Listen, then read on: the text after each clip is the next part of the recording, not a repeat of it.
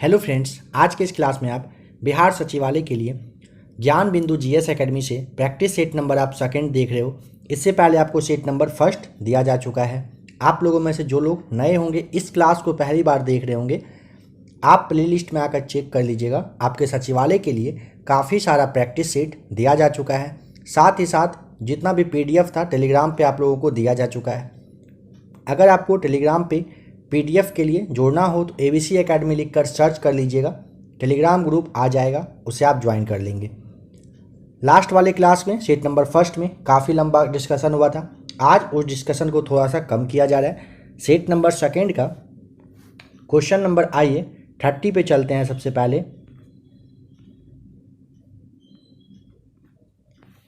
सवाल को पढ़िए, समझिए। जहाँ भी आपको ज़्यादा टाइम चाहिए होगा, क्लास को आराम से आप रोक लिया करेंगे, अच्छे से पढ़ेंगे, क्योंकि आपको पता है एग्ज़ाम का डेट आपको दिया जा चुका है और बहुत ही जल्द आपका एग्ज़ाम भी हो जाएगा। क्वेश्चन नंबर फर्स्ट में देखना है कि किस चार्टर के द्वारा भारत में ईसाई मिशनरियों के औपचारिक रूप से धर्म प्रचार की अनुमति दी गई थी। किसके द्वारा दिया गया था बताना है।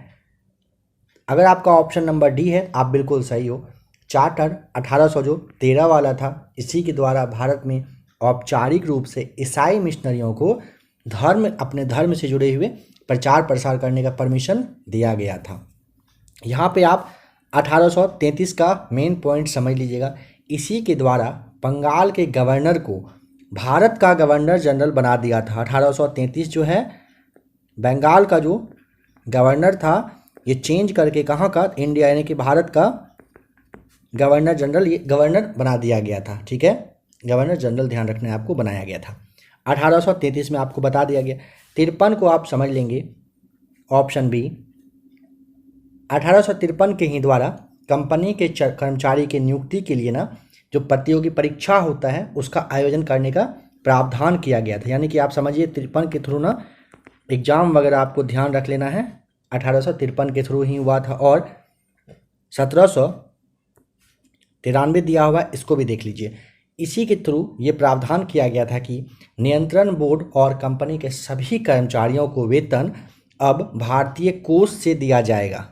1793 के थ्रू चार्टर जो ये आया था, इसमें किया गया था। एक बार फटाफट रिकॉल करिए, 1793 में क्या हुआ था। अभी आपने देखा कि वेतन भारतीय कोष से दिए जाने का व्यवस्था किया गया था 1793 से। 1853 से आपको ध्यान है कि कंपनी के कर्मचारी के लिए एग्ज़ाम वगैरह का प्रोसेस चालू हो गया था। और 1833 के थ्रू आपको ध्यान आ रहा होगा कि बंगाल के गवर्नर को भारत का गवर्नर जनरल बना दिया गया था। 1813 को आपने देख ही लिया।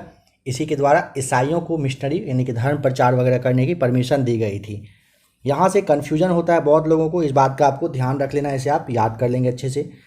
निम्न में से कौन सा अधिनियम श्वेत पत्र पर आधारित था। ऑप्शन ए 1935 का भारत परिषद अधिनियम सही जवाब हो जाएगा।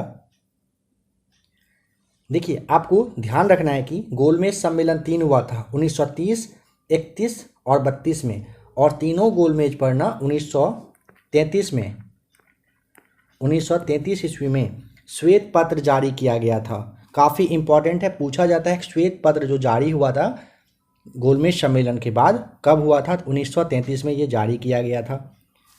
आ जाइए नंबर 32 पे, बताइए कि यहाँ पे मैच करके कौन सा सही है, यहाँ पे किसके साथ क्या मैच करेगा। तो श्रीरंगपट्टनम की संधि बिल्कुल सही है, 1792 में हुआ था। संगोली की संधि आपको ध्यान रखना है 1816 में। मंगलौर की संधि हुई थी 1784 में। और राजपुर घाट की संधि अगर पूछ लेता है तो 1806 में हुआ था। चाहे तो स्क्रीनशॉट लेकर इसका आप रख लीजिएगा, ऑप्शन यहाँ पे आप मैच कर लीजिएगा। नंबर 33 बताना है, थियोसॉफिकल सोसाइटी जो है इसका अंतर्राष्ट्रीय मुख्यालय कहाँ पर है। तो ऑप्शन नंबर आपको यहाँ पे बी अड्यार बता देना है। देखिए, आपको दो नाम ध्यान रखिए। मैडम ब्लैट्स्की जो थी और जो कर्नल अलकाट थे, इनके द्वारा 1875 ईस्वी में न्यूयॉर्क में थियोसॉफिकल सोसाइटी की स्थापना करी गई थी। ठीक है, और एनी बेसेंट जो है ना वर्ष 1888 ईस्वी में इसकी सदस्य बन गई थी। 1907 ईस्वी आपको ज़रूर ध्यान होगा, काफ़ी बार आपको बताया जा चुका है। ये थियोसॉफिकल सोसाइटी की इसमें अध्यक्ष भी बन गई थी। अब यहाँ पे पूछा जा सकता है ना कि ज़रा सा ये बताइए कि अड्यार में जो इसका ब्रांच खोला गया था ये कब खोला गया था। ठीक है, आपको क्या बताना है याद करिए अगर आपको ध्यान हो तो। अड्यार में इसका अंतर्राष्ट्रीय मुख्यालय 1882 ईस्वी में खोला गया था। आ जाइए नंबर 34 पे। मौर्य काल में रज्जु ग्राहक यानी कि राजू का कार्य क्या होता था। ऑप्शन नंबर डी, भूमि का माप करना राजू का काम होता था मौर्य काल में। मौर्य काल में भूमि कर पूछा जा सकता है तो 1/6 रहा था, और सिंचाई कर पूछेगा तो 1/3 से 1/5 के बीच रहता था। नंबर 35 है निशानता, जिसे आप नाइट ब्लाइंडनेस के नाम से जानते हो, किसकी कमी की वजह से होता है। Option number A right answer, vitamin A की कमी से होता है। आपको पता है विटामिन ए का रासायनिक नाम रेटिनॉल है। विटामिन बी1 का की वजह से कौन सा बीमारी होता है, बी1 के बारे में पूछा जा रहा है तो बेरी होता है। विटामिन बी1 का रासायनिक नाम थायमिन बताना होता है। विटामिन डी का रासायनिक नाम कैल्सिफेरॉल है। आ जाइए नंबर 36 पे। रेडियोधर्मिता की खोज किसने किया था। Option number D, A.H. Becquerel के द्वारा रेडियोधर्मिता की खोज करी गई थी। यहाँ पे एक बात समझ लेंगे, अगर पूछेगा सबसे अधिक भेदन क्षमता किस किरण का होता है, आपको गामा किरण बताना होता है। सबसे ज़्यादा वेदन क्षमता पूछेगा गामा किरण का, और सबसे अधिक आयनन क्षमता पूछता है तो आपको तब अल्फा किरण बता देना होता है। विद्युत धनात्मकता, जिसे आप जो अधातु है इसे कौन सा है इन सब में से बताइए। इलेक्ट्रोपॉजिटिव अगर पूछेगा तो ऑप्शन नंबर सी आपको बता देना है, हाइड्रोजन हो जाता है। ठीक है, देखिए पृथ्वी पर पाए जाने वाला तत्व में हाइड्रोजन का स्थान कितने नंबर का है, तो 9वें नंबर का है, सबसे पहली बात। दूसरा, हाइड्रोजन गैस का यूज हैबर विधि से अमोनिया के उत्पादन में होता है। पूछा जाता है हाइड्रोजन गैस का जो यूज है वो किस विधि से या किस चीज़ के उत्पादन के लिए, हैबर विधि से अमोनिया के लिए उत्पादन, और अमोनिया के उत्पादन में ये किया जाता है। सीसा संचायकों में प्रयुक्त अम्ल है कौन सा।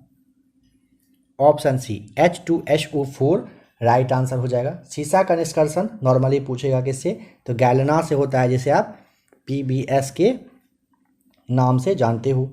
सीसा सबसे ज़्यादा अस्थाई तत्व होता है। और एक बात समझेंगे कि राजस्थान का एक जगह है ज्वार खान, यहाँ पर सीसा जस्ता के लिए ये काफ़ी ज़्यादा फेमस है। राजस्थान का अगर ज्वार खान आपसे ऐसे पूछ लेगा कि ज्वार जो खान है ना ये क्यों फेमस है, तो सीसा और जस्ता के खनन के लिए फेमस है। बच्चों के गुब्बारों को फुलाने के लिए किस गैस का यूज किया जाता है। ऑप्शन सी, हीलियम का यूज किया जाता है। अगर देखिए अभी आपने जो हाइड्रोजन देखा था ना, हाइड्रोजन का खोज के बारे में अगर पूछेगा कब किया गया था तो याद करिए तो, और किसने किया था। 1766 में किसने किया था, किसने किया था तो आपको बताया जा चुका है, कैवेंडिश, हेनरी कैवेंडिश, आपको ध्यान रखना है 1766 में। मनुष्य के लिए अति आवश्यक पोषक तत्व कौन सा। ऑप्शन सी, वसा, कार्बोहाइड्रेट्स, प्रोटीन और खनिज हो जाएगा सही जवाब। घरों में विद्युत संयंत्र जोड़े जाते हैं किस क्रम में। ऑप्शन बी, पैरेलल क्रम यानी कि समांतर क्रम में जुड़ा रहता है। देखिए घर में जो विद्युत सप्लाई दी जाती है वो कितने वोल्ट की होती है, पूछा जाता है 220 वोल्ट बताना है। अगर इसकी पूछेगा कि आवृत्ति कितनी रहती है, ज़रा सा आवृत्ति बता दीजिए, तो क्या बताएंगे, 50 हर्ट्ज आपको आवृत्ति बताना होता है। घर में दी जाने वाली धारा अगर एम्पियर में पूछेगा कितना, तो 5 एम्पियर होता है। इससे क्या होता है आपका, तो जो बल्ब है, ट्यूबलाइट है, टीवी है, रेडियो है, ये सारे चलते हैं। अगर हीटर या फिर आयरन में पूछेगा कितने एम्पियर की धारा दी जाती है, जो आपका हीटर या आयरन जो काम करता है, तब आपको 15 बता देना होता है, 15 एम्पियर। ठीक है, आइए अब नंबर 42 बताइए, ध्वनि की गति सर्वाधिक होती है कहाँ पर? ऑप्शन नंबर बी आपका हो जाएगा सही जवाब, स्टील में होता है। ठीक है, देखिए आप लोगों के लिए स्क्रीन पे आपको शो कर रहा है वायु में, भाप में, अल्कोहल में, लोहा में, कांच में, किस में कितने मीटर की चाल से ध्वनि चलती है। आप अगर चाहें तो इसका स्क्रीनशॉट लेकर आप रख लीजिए, ये सारे काफ़ी इंपॉर्टेंट है। यहाँ से एक सवाल पूछ देगा, कंफ्यूज करेंगे बहुत लोग, इसीलिए इसका स्क्रीनशॉट अगर आपने ले लिया है तो चलिए आप नेक्स्ट क्लास पर चलते हैं, नेक्स्ट क्वेश्चन पर चलते हैं। शरीर में ऑक्सीजन की पूर्ति कौन करता है? ऑप्शन नंबर ए हो जाएगा राइट आंसर, आरबीसी के द्वारा किया जाता है। निम्नलिखित में से किसका ऊष्मीयमान अधिकतम होगा? ऑप्शन ए वसा का, वसा का ऊष्मीयमान अधिकतम होता है। एक बात और समझिए, जैसे कार्बन है, हाइड्रोजन है और ऑक्सीजन है, इसका 1:2:1 के ही कहिए कि अनुपात से मिलकर कार्बनिक पदार्थ जो होता है वो कार्बोहाइड्रेट कहलाता है, इस बात का भी ध्यान रख लेना है। नंबर 45, लौह इस्पात उद्योग में कच्चे माल के रूप में प्रयुक्त होता है? लौह अयस्क, कोयला और चूना पत्थर राइट आंसर हो जाएगा। यहाँ पे समझना है कि भारत में अगर पूछ लेता है जैसे कि बताइए टिस्को की जो स्थापना है ना, ये कब हुआ था? टिस्को का आपको 1907 में बता देना है, स्थापना इसकी करी गई थी। बहुत बार ये बताया भी जा चुका है। अगर पूछेगा पहला इस्पात कारखाना कहाँ पर लगा था, तो 1874 में बंगाल आयरन वर्कर्स कंपनी ने कुल्टी में, जो कि पश्चिम बंगाल में है, यहीं पर लगाया था पहला इस्पात कारखाना। आपको यह भी ध्यान रखना है कि द्वितीय पंचवर्षीय योजना के दौरान किस कारखाना की स्थापना की गई थी, सवाल आता है। तो आपको सबसे पहले याद रख लेंगे आप कि आपका हो जाएगा ये भिलाई है, दूसरा आप दुर्गापुर, और तीसरा अगर आप देखें तो राउर किला। इन तीनों की स्थापना दूसरे पंचवर्षीय योजना के टाइम में किया गया था। नंबर 46 है, बिहार में होम रूल लीग की अध्यक्ष निम्नलिखित में से बताइए कौन है? ऑप्शन सी मजहरूल हक आपको बताना है। बिहार में होम रूल लीग की स्थापना विचार विमर्श वगैरह करने के बाद ना 16 दिसंबर 1916 को पटना में मजहरूल हक के ही नेतृत्व में एक सभा के दौरान किया गया था। डेट आपको ध्यान रख लेना है, 16 दिसंबर 1916 सही जवाब। बिहार में शहरी आबादी कुल आबादी का प्रतिशत है कितना? तो ऑप्शन नंबर डी 11.29% सही जवाब है। बिहार राज्य की स्थापना के बाद ओडिशा राज्य कब अलग हो गया था? ऑप्शन बी 1 अप्रैल 1936 को सही जवाब हो जाएगा। यहाँ पे आपको सुमेलित करना है कौन सा सही है। ऑप्शन नंबर देखिए माता टीला बांध, बेतवा नदी सही हो जाएगा। ठीक है, अब यहाँ पे इसके लिए लीजिए आप 8-10 के आसपास यहाँ पे बांध और नदी आपको शो कर रहा है, इसे भी आप अच्छे से देख लीजिए, चाहें तो इसका स्क्रीनशॉट लेकर आप रख लीजिए, इसे आप याद कर लीजिएगा, काफ़ी ज़्यादा आपके लिए ये अच्छा रहेगा। यहाँ से सवाल आता है तो इस बांध और नदी को भी, टॉपिक को भी ख़त्म ही कर दीजिए, इन 10 को आप याद कर लीजिए, बस हो गया आपका, बहुत हद तक कहिए कि कमांड हो जाएगा इस पर। आ जाइए अब नेक्स्ट क्वेश्चन पे, नंबर 50।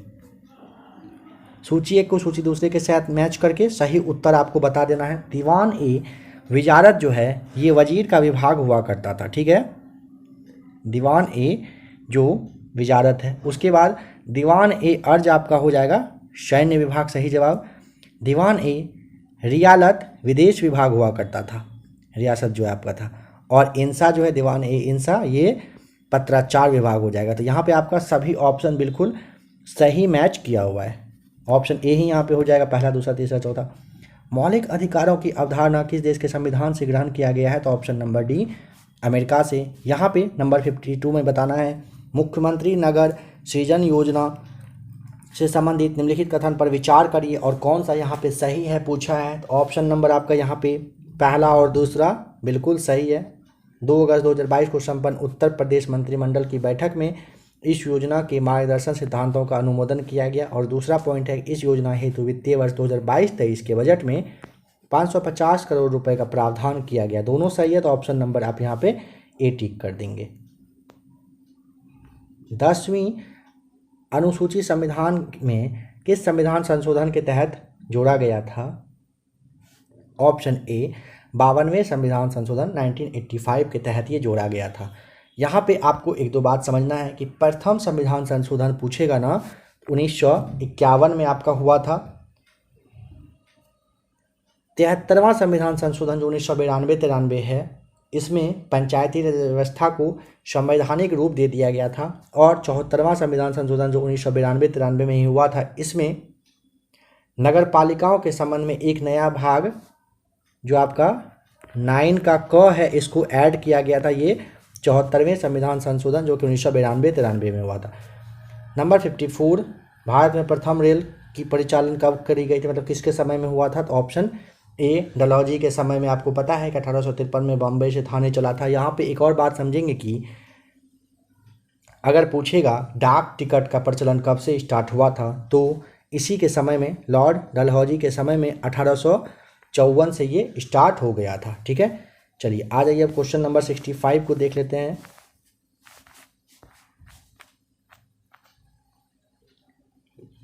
देखिए यहाँ पे कह रहा है ना कि मई 2022 में किस देश ने वर्ष 2022 के अंत तक दुनिया का सबसे बड़ा पेट्रोलियम अनुसंधान केंद्र का निर्माण करने की घोषणा किया था, कर चुका है? तो ऑप्शन नंबर आपका हो जाएगा बी राइट आंसर, कुवैत के द्वारा किया गया है। ठीक है, 120 मिलियन डॉलर की लागत से कुवैत के द्वारा बनाया जा रहा है।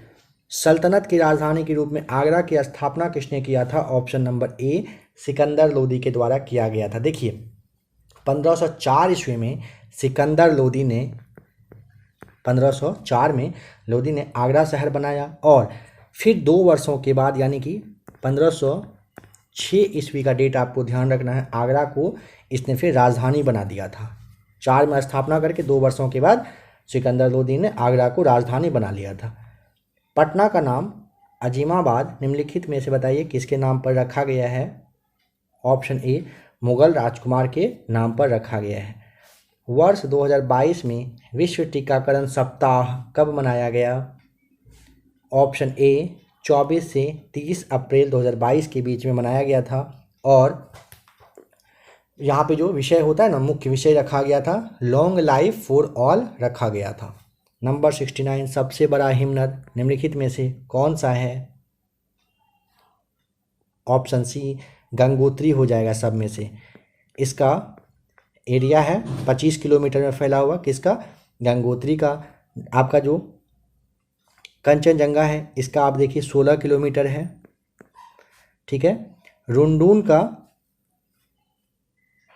एक मिनट, हाँ रुंडून का भी तो बिल्कुल दोनों का तो सेम ही था ना, 16 किलोमीटर है। और आपका केदारनाथ का अगर पूछता है तो 14 किलोमीटर बता देना होता है। आ जाइए अब क्वेश्चन नंबर 80 पे चलते हैं।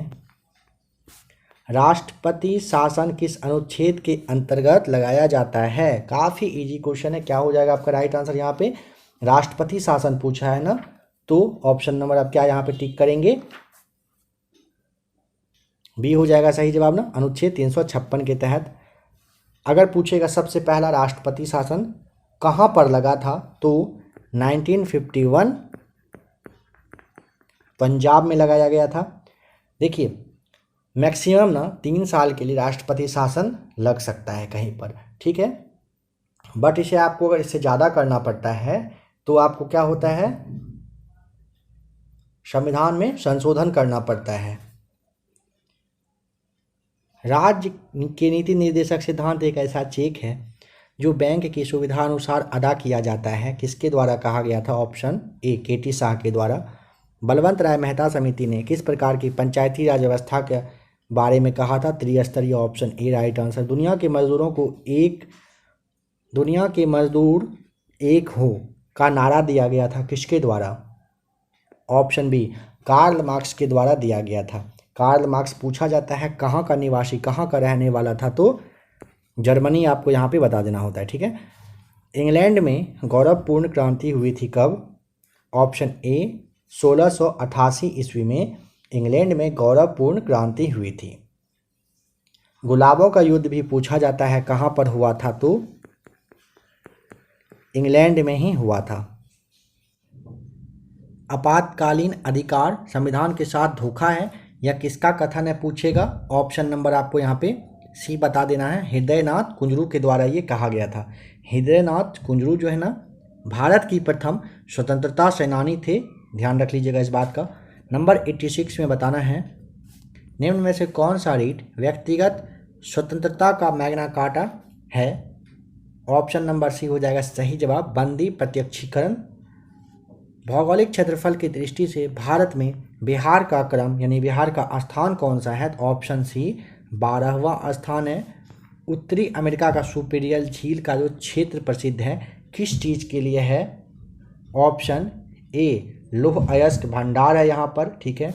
देखिए जैसे बिहार का क्षेत्रफल अगर पूछेगा, भारत के क्षेत्रफल का 2.86% है। बिहार की अगर आपसे चौड़ाई पूछता है, ठीक है, पूरब से पश्चिम, ईस्ट टू वेस्ट अगर पूछता है तो आपको 483 किलोमीटर बताना है। अगर भारत की लंबाई उत्तर से ले लीजिए आप, दक्षिण का अगर पूछ लेता है कितना है तो आपको 345 किलोमीटर बता देना होता है। बिहार का क्षेत्रफल कितना है पूछेगा, 94,193 आपको यहाँ पे बताना होता है, ठीक है। बिहार का क्षेत्रफल इस बार के बीपीएससी एग्जाम में भी पूछा गया था। बताइए कि भारतीय संविधान का भाग 16 संबंधित है किस चीज़ से। ऑप्शन नंबर आपका हो जाएगा डी हो जाएगा, बिल्कुल सही जवाब। कुछ वर्गों के लिए विशेष उपबंधों से संबंधित है। संविधान का अनुच्छेद जो भाग जो 16 है, अनुच्छेद अगर पूछता है तो 330 के ऊपर तक में मतलब ये कहीं के दिया गया है। आ जाइए नेक्स्ट क्वेश्चन नंबर 90 पे। जब कोई वस्तु वित्तीय मार्ग पर एक समान चाल से गति करती है तो ऑप्शन नंबर सी हो जाएगा, उसका वेग परिवर्तनीय होता है। परिदर्शी यंत्र का क्या उपयोग होता है। ऑप्शन नंबर सी पनडुब्बियों में से जो बाहर की वस्तुओं को देखने के लिए काम आता है ना, वो परिदर्शी यंत्र का ही यूज किया जाता है। बताना है 26 अगस्त 2022 को कौन बिहार विधानसभा के 17वें नंबर 17 नंबर के अध्यक्ष चुने गए हैं। Option number B right answer, Awadh Bihari Chaudhary सही जवाब हो जाएगा। यहाँ पे देखिए एक नाम ध्यान रखिएगा और एक समय याद रखिए। 1937 में बिहार विधानसभा के पहले अध्यक्ष भी पूछा जाता है कौन बने थे, तो आप यहाँ पे राम दयालु सिंह जी का नाम याद कर लेंगे। 1937 में ये बिहार विधानसभा के पहले अध्यक्ष बने थे, ठीक है। अभी राष्ट्रीय जनता दल जो आपका आरजेडी है, इसके वरिष्ठ नेता हैं अवध बिहारी चौधरी, यही बने हैं अभी अध्यक्ष, ठीक है। कब? 26 अगस्त 2022 को याद रखिएगा। किसके जगह पर बने हैं? तो विजय कुमार सिन्हा थे इससे जस्ट पहले, जो भाजपा के मतलब कहिए कि नेता रहे थे। अब बिहार के नेता के बारे में बताया जा रहा है, बिहार के वे नेता प्रतिपक्ष में बैठे हुए हैं। मिट्टी के तेल के लैंप की बत्ती में तेल चढ़ने का कारण क्या होता है। ऑप्शन बी केशिकत्व की घटना की वजह से इंसुलिन स्रावित होती है। ऑप्शन नंबर ए हो जाएगा राइट आंसर, पैंक्रियाज यानी कि अग्नाशय से सही जवाब हो जाएगा। पोर्टलेट सीमेंट के प्रमुख संघटक में कौन शामिल है, तो बहुत बार बताया जा चुका है। ऑप्शन नंबर डी आपको टिक करना होता है। यहाँ पे लाइम, सिलिका और एल्युमिनिया को जैसे ही देखेंगे आप टिक कर देंगे, एल्यूमिना को, ठीक है। दूध उदाहरण है किस चीज़ का। ऑप्शन नंबर सी हो जाएगा, इमल्सन का उदाहरण है दूध। नंबर 97 है, किस भौतिक राशि का मात्रक टेस्ला है। इन सब में से टेस्ला किसका, तो ऑप्शन नंबर आपको टिक करना है सी सही जवाब, चुंबकीय क्षेत्र का। देखिए चुंबकीय फ्लक्स का अगर पूछता है एसआई मात्रक, फ्लक्स ऑप्शन ए को आप देख रहे हो ना, तो आपको यहाँ पे वेबर बताना होता है, ठीक है। अगर आपसे चुंबकीय प्रेरण का एसआई मात्रक पूछता है, प्रेरण का, तो आपको बताना है क्या, गाउस होता है, गाउस, ठीक है। अगर आपसे चुंबकीय फ्लक्स का एसआई मात्रक पूछ लेता है तो आपको क्या बताना है, चुंबकीय फ्लक्स का एसआई मात्रक वेबर आपने देख ही लिया, ठीक है। अगर आपसे ज्योति फ्लक्स का पूछ लेगा तो आप क्या बताएंगे, ज्योति फ्लक्स का एसआई मात्रक होता है ल्यूमेन। कंफ्यूज बिल्कुल नहीं करिएगा यहाँ पर। निम्नलिखित में से कौन सी बीमारी कीड़ों द्वारा प्रसारित नहीं होती है। इन सब में से कोई नहीं, ऐसा कोई नहीं है। देखिए जैसे आपका टाइफाइड है ना, टाइफाइड है, फिर आपका जो फ्लेग है, डिप्थीरिया है, निमोनिया है, हैजा है, क्षय रोग, ये सारे जीवाणु की वजह से होने वाले बीमारी होते हैं। और विषाणु के द्वारा पूछेगा तो पोलियो है, चेचक है, खसरा है, रेबीज है, ये सारे विषाणु के द्वारा बीमारी हो जाता है। निम्न में से कौन सा रसायन वोटिंग स्याही में प्रयोग होता है, किसका यूज किया जाता है वोटिंग स्याही के रूप में? तो ऑप्शन ए सिल्वर नाइट्रेट सही जवाब हो जाएगा। सिल्वर नाइट्रेट जो है ना, सिल्वर का सबसे प्रमुख यौगिक होता है। आ जाइए नेक्स्ट क्वेश्चन नंबर 100 पर। निम्नलिखित में से किस राज्य में काली मिर्च और इलायची का उत्पादन होता है?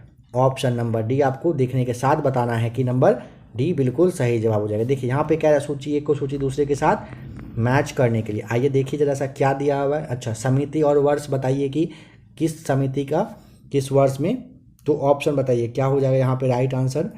पी के गुंथन समिति का गठन ना 1988 में आपका हो जाएगा नंबर 4, 1988 में किया गया था। ठीक है, फिर आपका अशोक मेहता का पूछेगा तो 1977 में किया गया था। अगर आपसे बी आर मेहता पूछेगा 1957 में, और एल एम सिंघवी अगर पूछता है 1986 में इसकी स्थापना करी गई थी। ठीक है, आ जाइए नेक्स्ट क्वेश्चन पे नंबर 102 पे। राज्य में महाधिवक्ता पद का उल्लेख भारतीय संविधान के किस अनुच्छेद में किया गया है? ऑप्शन नंबर सी हो जाएगा सही जवाब, अनुच्छेद 165। यहाँ पे थोड़ा समझिए। देखिए महाधिवक्ता की नियुक्ति पूछेगा किसके द्वारा किया जाता है, तो आपको राज्यपाल सबसे पहले बता देना है। अनुच्छेद आपका पूछ लेगा तो 165 तो आपने देख ही लिया। देखिए राज्यपाल किस तरह के व्यक्ति को महाधिवक्ता नियुक्त करते हैं आपको पता है?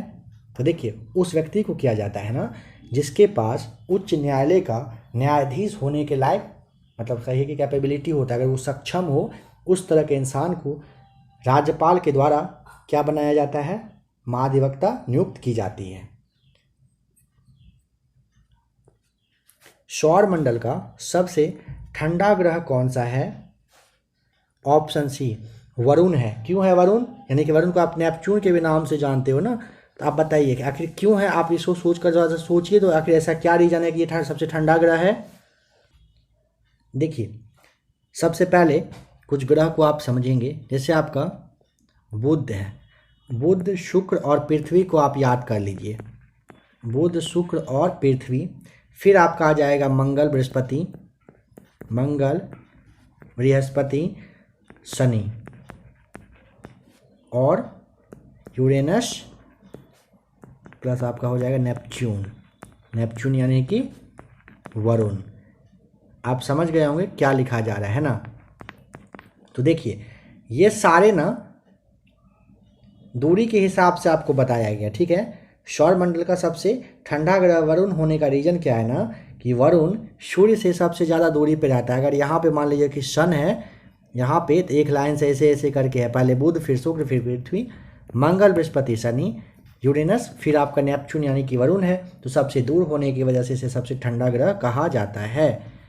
भारत का रूर किस नदी बेसिन को कहा जाता है? तो 104 का। देखिए सबसे पहले रूर क्या है ना इसे समझ लीजिए, तो काफ़ी लोगों को यहाँ पे कन्फ्यूजन होगा।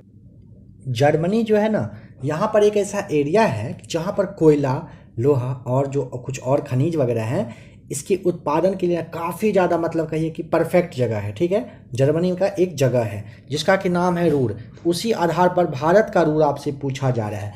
तो भारत के रूर को किसको माना गया है? तो ऑप्शन ए दामोदर नदी बेसिन को भारत का रूर कहा जाता है, क्योंकि ना दामोदर क्षेत्र में ना काफ़ी मात्रा में कहिए कोयला है, लोहा है, खनिज है, ये सारे निकलते हैं। बस इसी वजह से भारत का रूर अगर पूछेगा तो आपको दामोदर बताना है। जर्मनी में एक जगह है, नहीं होता है कि किसी के नाम पर ना किसी चीज़ का मतलब कहा जाता है, वहाँ का ये बताइए क्या है। अगर अमेरिका में कुछ फेमस है तो इंडिया में भी होगा, तो अमेरिका का वो हो जाता है, इंडिया का जो इंडिया के जगह का फेमस होगा वो होता है।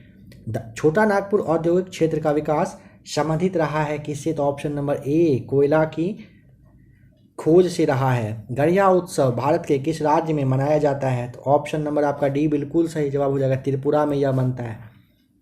रॉटरडम का व्यस्त बंदरगाह कहाँ पर अवस्थित है? तो ऑप्शन ए नीदरलैंड में सही जवाब हो जाएगा। देखिए एक बात सबसे ज़्यादा फेमस क्या है, अगर ये जो रॉटरडम पूछेगा ना, यूरोप का सबसे बड़ा अगर बंदरगाह पूछता है आपसे, यूरोप का सबसे बड़ा बंदरगाह तो यही है रॉटरडम, याद रख लीजिएगा इसे। नंबर 108 कौन हड़प्पा और मोहनजोदड़ो के उत्खनन से संबंधित नहीं रहे थे बताना है। तो ये V.A. स्मिथ नहीं रहे थे बिल्कुल भी, तो ऑप्शन नंबर डी सही जवाब हो जाएगा। स्थापित सिंधु घाटी सभ्यता जिन नदियों के तट पर बसी थी वे कौन सी थी। सिंधु और झेलम के तट पर, है ना। यहाँ तो गंगा और ब्रह्मपुत्र का तो बात ही नहीं करना है, सोचना भी बेकार है। आ जाइए अब क्वेश्चन नंबर 125 पे। भारत में मुद्रा संबंधी नोटों का निर्गमन प्रणाली आधारित है किस चीज़ पर है, तो ऑप्शन नंबर आपका बी सही जवाब हो जाएगा। न्यूनतम कोष प्रणाली पर है यह। छिपी बेरोजगारी से तात्पर्य मतलब क्या समझते हो आप, तो ऑप्शन नंबर आपका डी, किसी कार्य में जिसको कम व्यक्ति कर सकते हैं अधिक व्यक्तियों का लगे रहना को आप छिपी बेरोजगारी कहते हैं। ठीक है, आ जाइए 127। भारत वन स्थिति रिपोर्ट 2021 के अनुसार बिहार में वृक्षारोपण का क्षेत्र बताइए कितना है। ऑप्शन नंबर आपका हो जाएगा बी 2341 वर्ग किलोमीटर, बिल्कुल सही जवाब हो जाएगा। बिहार का वन वगैरह का बहुत ही शॉर्ट क्लास आपको दिया जाएगा, काफ़ी परफेक्ट क्लास रहेगा, थोड़ा सा आप वेट कर लीजिए। और हाल ही में जारी सतत विकास रिपोर्ट 2021 में भारत का स्थान है कौन सा। ऑप्शन बी 120वां, बिल्कुल सही जवाब हो जाएगा। राष्ट्रीय बागवानी मेला 2021 का आयोजन कहाँ पर किया गया, तो ऑप्शन ए सही जवाब हो जाएगा, बेंगलुरु में किया गया था। नेक्स्ट क्वेश्चन है पोस्ट शब्द का प्रयोग किस खेल में किया जाता है। ऑप्शन नंबर आपका डी सही जवाब हो जाएगा। पोस्ट का ना गोल्फ में किया जाता है। गोल्फ में और देखिए जैसे में एस है, एड्रेस है, अवे, बैक, नाइन, बर्डी करके, कैडी है, बोगी है, कार्ट है, चिप है, ये सारे यूज किए जाते हैं। अगर पूछेगा कि आधुनिक गोल्फ खेल का सबसे पहला शुरुआत कहाँ पर हुआ था आधुनिक का, तब आपको बताना है स्टॉक लैंड में सबसे पहला जो आधुनिक है यहीं पर हुआ था। बताइए कंप्यूटर के एक मेनू में इन चारों में से किसकी लिस्ट होती है। ऑप्शन नंबर बी कमांड्स की। नंबर 132 मिस यूनिवर्स का पुरस्कार जीतने वाली प्रथम भारतीय महिला निम्नलिखित में से कौन सी रही हैं, तो ऑप्शन ए सुष्मिता सेन सही जवाब हो जाएगा। आपके स्क्रीन पे शो कर रहा है, इसे आप सुन लीजिए पहले। सुष्मिता सेन को 1994 में, लारा दत्त को 2000 में और हरनाथ संधू को 2021 में मिस यूनिवर्स का पुरस्कार मिल चुका है। अगर मिस वर्ल्ड का पुरस्कार जीतने वाली प्रथम भारतीय महिला पूछेगा कौन, तो रीता फारिया आपको नाम जरूर ध्यान आ रहा होगा। आ जाइए नंबर 133 माई प्रेसिडेंशियल ईयर्स पुस्तक के लेखक का नाम क्या है, तो option number C R Venkataraman सही जवाब हो जाएगा। राजीव गांधी अंतर्राष्ट्रीय विमानपत्तन कहाँ पर स्थित है, लास्ट वाले सेट में आपको काफ़ी अच्छे से बताया जा चुका है बहुत के बारे में।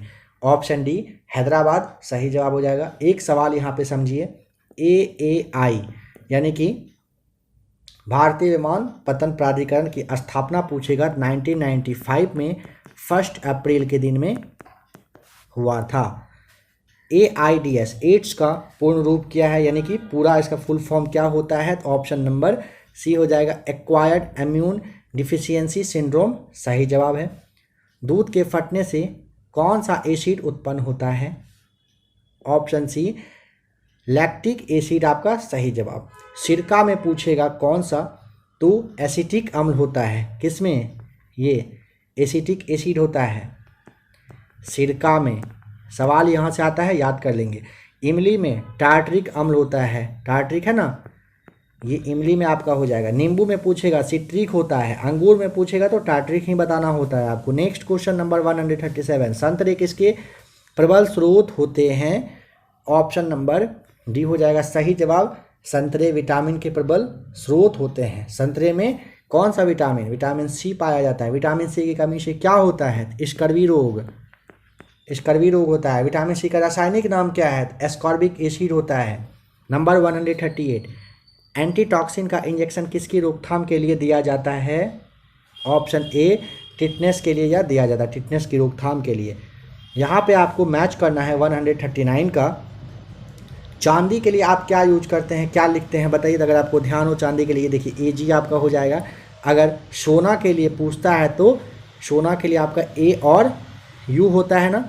और देखिए 2 ठो कौन दिया हुआ है, इसे देख लीजिए आप, पारा है और शीशा है। याद करिए, पारा का क्या होता है संकेत, पारा का होता है आपका Hg, शीशा का क्या होता है Pb, और अगर टीन का पूछता है तो क्या होगा, टीन का Sn होता है। ठीक है, तो फ्रेंड्स आशा करता हूँ कि आपको आज का क्लास सीट नंबर जो सेकेंड है देखकर अच्छा लगा होगा, जो कि आपके ज्ञान बिंदु जीएस एकेडमी से लिया गया था। देखिए, आप लोगों को बताना है, अगर लगे कि क्लास बहुत ज़्यादा लंबा हो रहा है, काफ़ी डीप डिस्कशन हो रहा है, अगर डीप नहीं चाहिए तो आप चाहें तो कमेंट कर सकते हैं, क्लास को बहुत ही शॉर्ट में बता दिया जाएगा। बट मेरे हिसाब से आप लोगों के लिए ज़्यादा डिस्कशन ज़्यादा अच्छा रहेगा।